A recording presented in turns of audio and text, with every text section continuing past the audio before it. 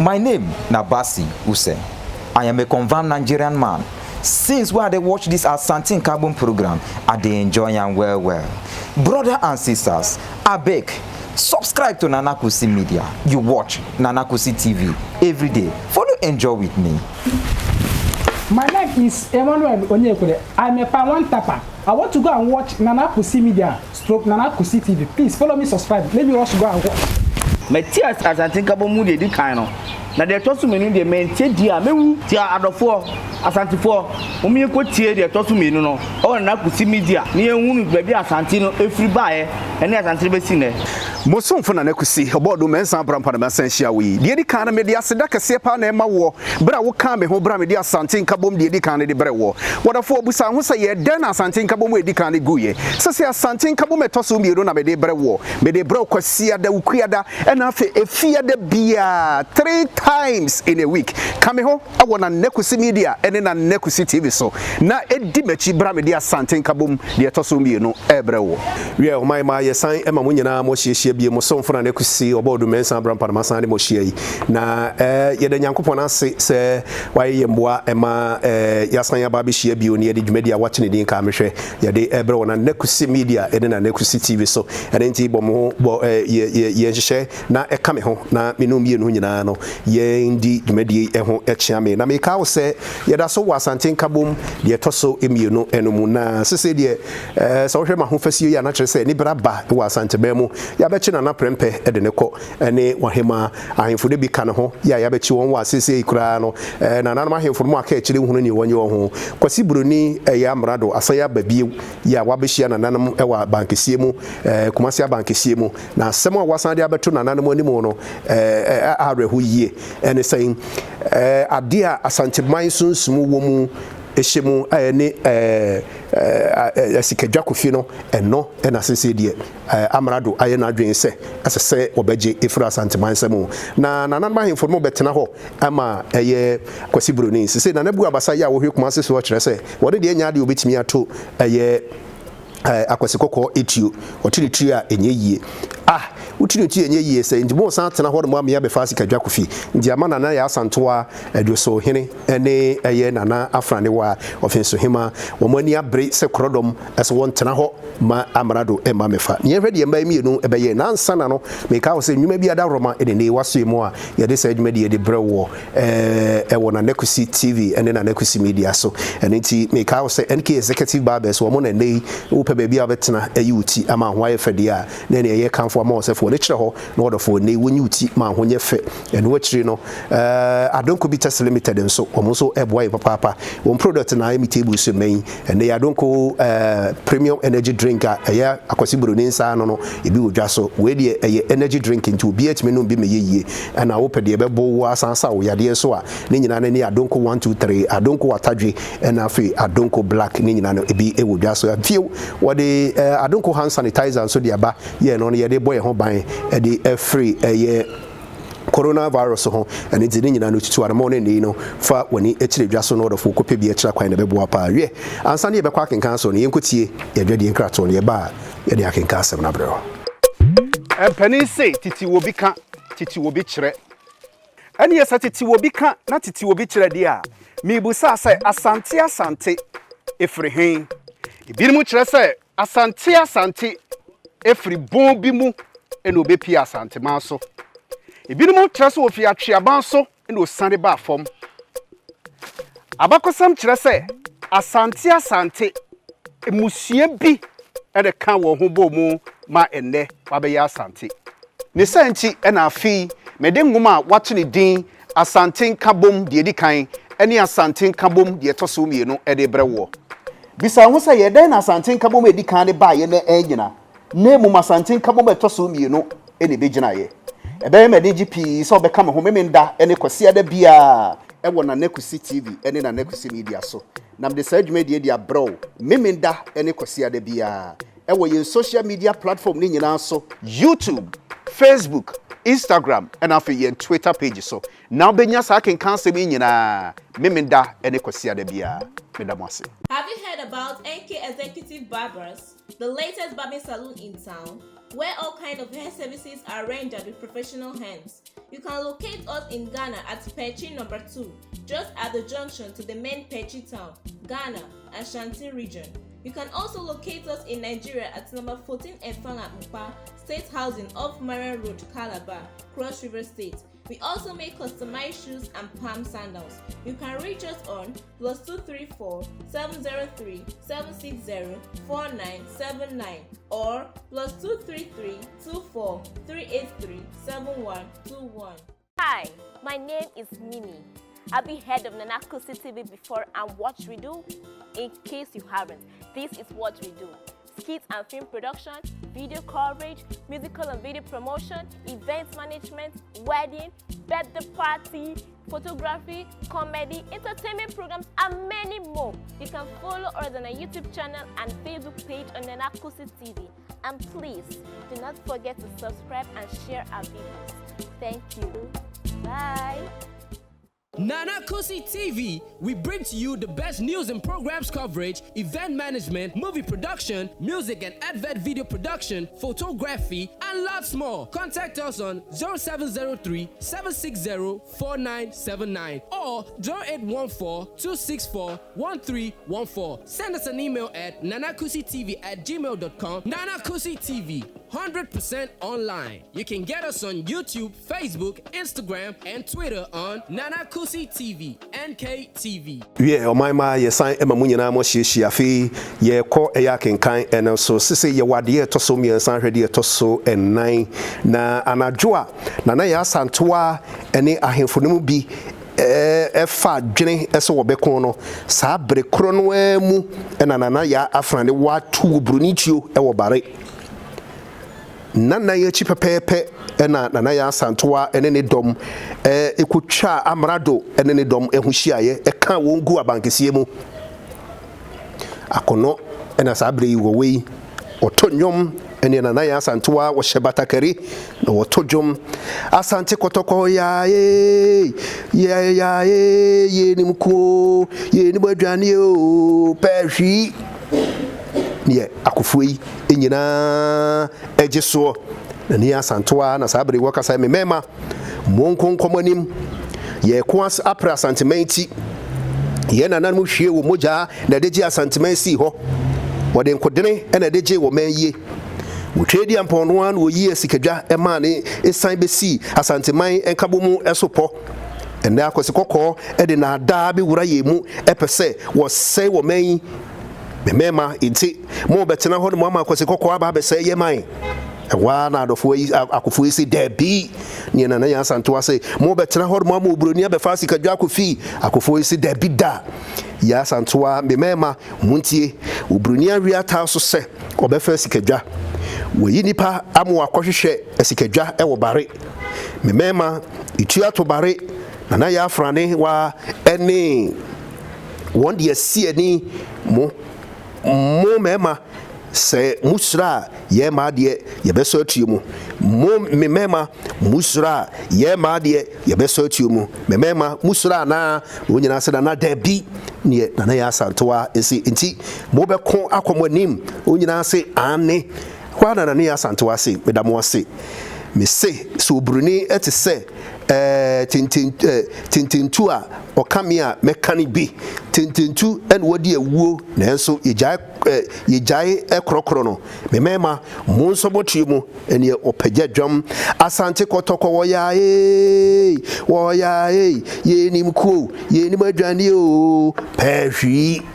neja ode eboso nesabri ana ya Asantewa ene kase wo se memema monkon komanim akofui todwom krokro hin kroe ya Asante oba besia wogina prebo anwe so amaye wu krokro hin kwe ne ototodwom tore tutu atio ne ade ye akofui ade achi a obo emrani so obo aho ene ade enie ni akofui oboye ye bomrane wodadua ni tiri so amansan ba ujemwe oya ye ni atio ye ni abuo da bio na ne akufui don foforo so aba nyankonsra me jana kwe oya ye si ewu oya obuana oya kokobuana oya wachamadamfo ye miemi atio odochiu ene don foforo enso emaso onyina makotokwe adonti makotokwe asenefo ayedi me ye mabinu mu netutu apentia ne Yesu fra ye mba onyina me oya onyina kofi me oya enye chinewu debiu oja me oya ye miemi atuo pehwi otuo sabri nyina na amrado ene ne dom ehya bankesie mu a enipa no efa ewuwo esan ekomunti okono guguso na enye okonketoa ade etoso mi esan hwede etoso nan kumasi abankesie mu amrado ne dom efa dwene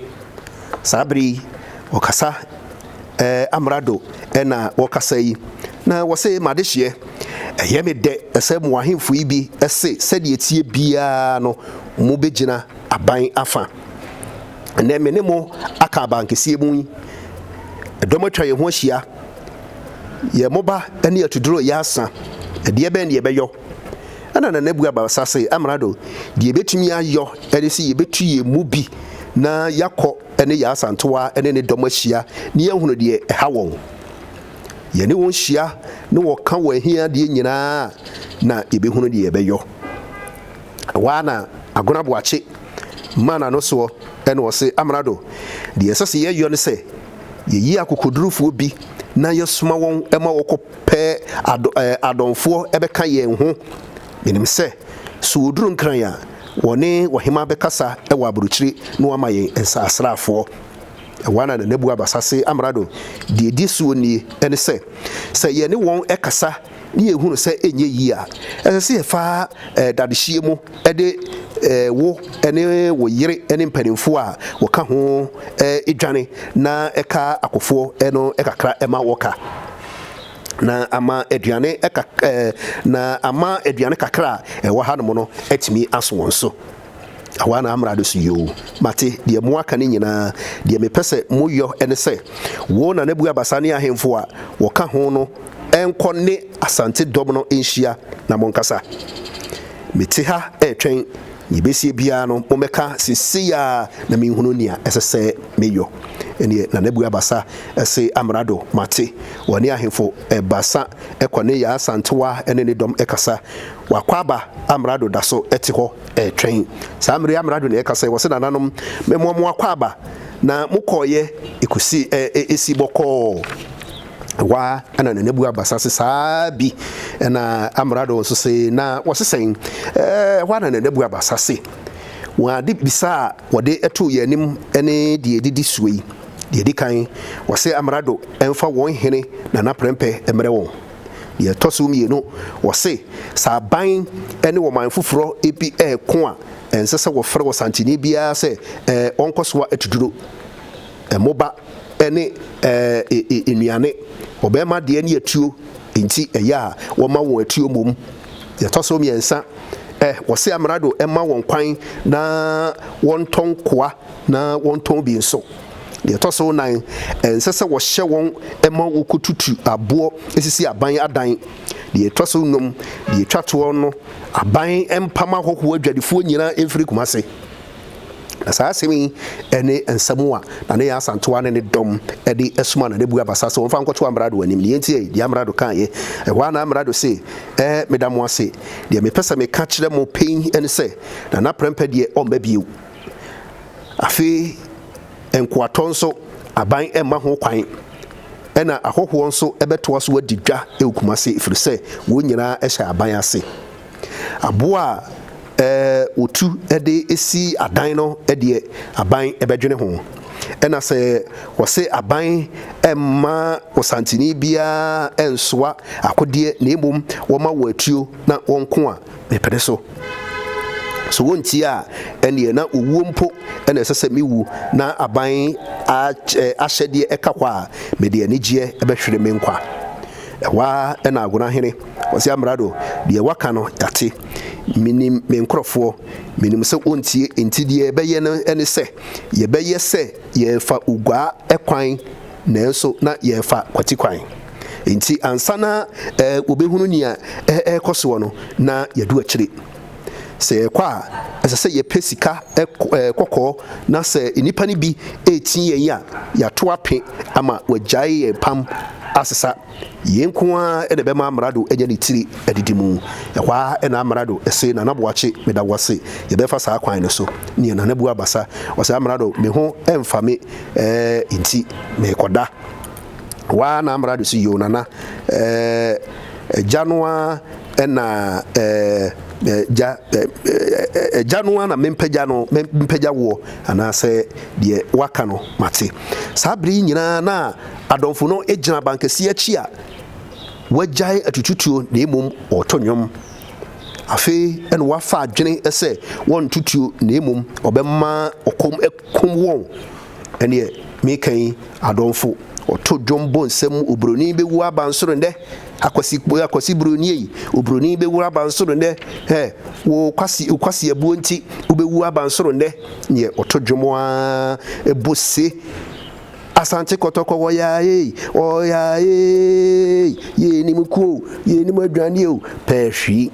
sabri na ya asante wa ne ka say eyiko memema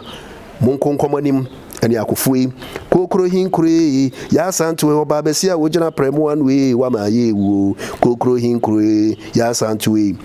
bra wonni ne daso se dombe be foforo bi ebeba wonso no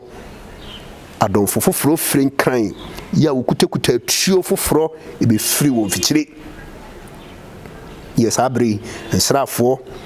montutu tuo tuno na ya asante ne dom edi bunkam edi won ho kan nwura na eja wokotiteye etoa akodie eno eso sabri asem kase na ato na ya asante ne dom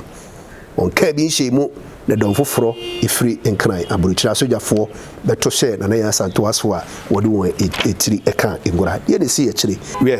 sabri ye da so ewo ade etoso miensa hwede etoso enim na ya asante wadom moba ene etuduro asa watamfo wadi won so wɔkyere na ya asante wa ene na hemfo no mu bia wo ka ne ho ede won eba ibidi won asem na sabri wode banka ba ahyehyɛ won sa na sojafo edi wachie wode won eba dwabrem soja panyini ene na hokafo abodwa na soja panyini ne ka se wo se momfa wo mra e wo sra ni ale muntutu munan papa na ya asantoa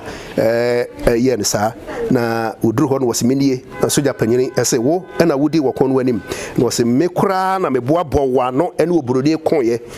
na soja panyini otoso mienu se na de wo ye na ye na ya asantoa se enye sen mo akire ye hene mo befa ye nsunsum enti maintenance na Asante esunsum enkonko asomu da bida wana soja panyiro toso miensa wo so baaya enti nipa dodo a wonti wawuwei enhawo ne ya Asante wa se eha mesen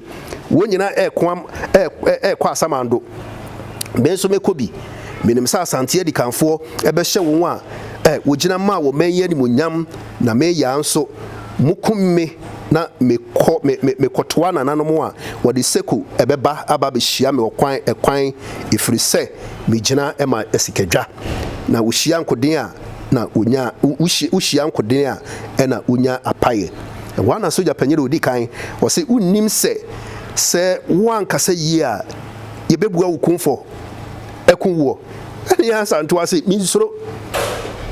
owo da ho ema obia enti hukumi a ena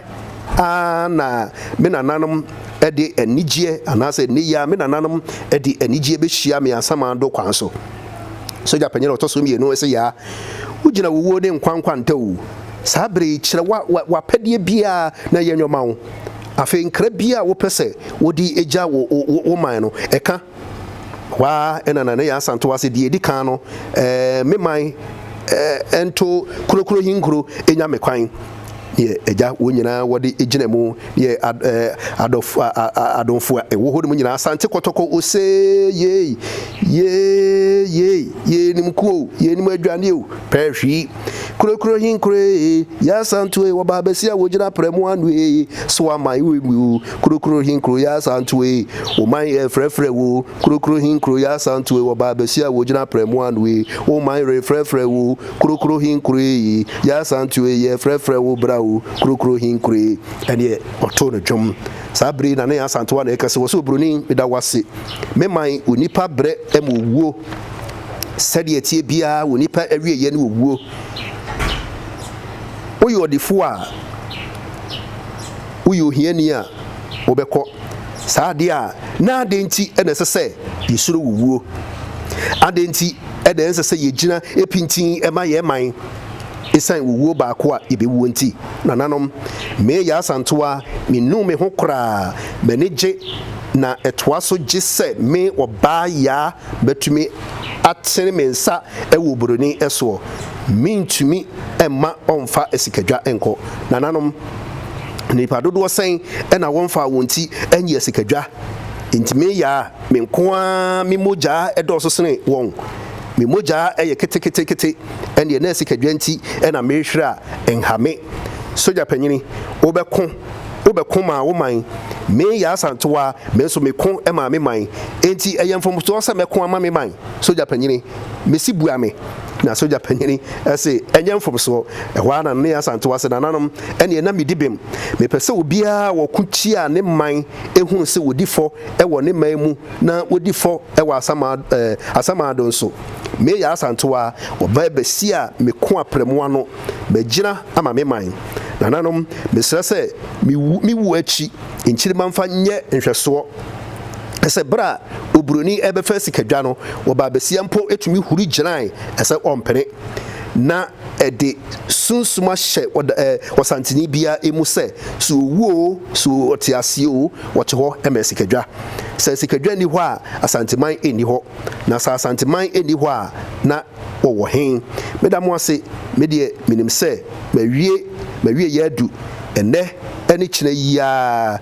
beti nananom nanso minim sɛ mi wukra no a ma Jimmy din makramo ne dwane mu tei din sabre soja panyini ɛna ɛka sɛ wɔse Asanteman me ho adwire me sɛ ɔba besia te sɛ ɔba panyini egyina manim na wonim sɛ owua na obewuo na enso empuso no saa kokodro sɛ deɛ shaman so ye tuatu a oba de ofa ho ben na enso anya basa mebeko ma me man oben so koma ne man afobo ben ne wo mu obia koma ne man ne santi mumua no kumfo waye ne chefa wadɔ ne man na wɔtoa so ɛdɔ ne man mepɛ sɛ ɛyɛ nhwɛsoɔ ɛma ɔman mma nyinaa ɛne ɔkasa kyerɛ yɛ Asantewa mmereku ɔkasa kyerɛ nana yɛ Asantewa wɔse sɛ ɛneɛ minkum emom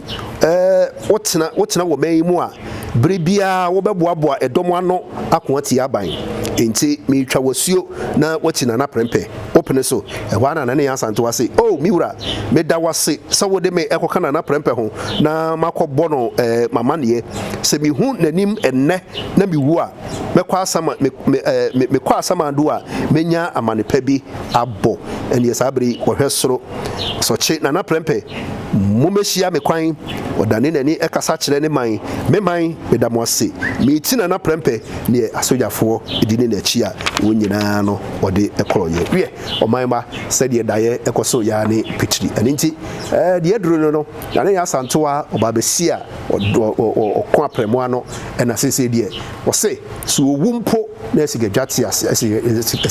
kofi ɛte ase a ɔpɛ nti wahyɛ ne man nkuran sɛ ɛnyɛ nhwɛsoɔ ɛma santeni biara sɛ Asanteman sunsum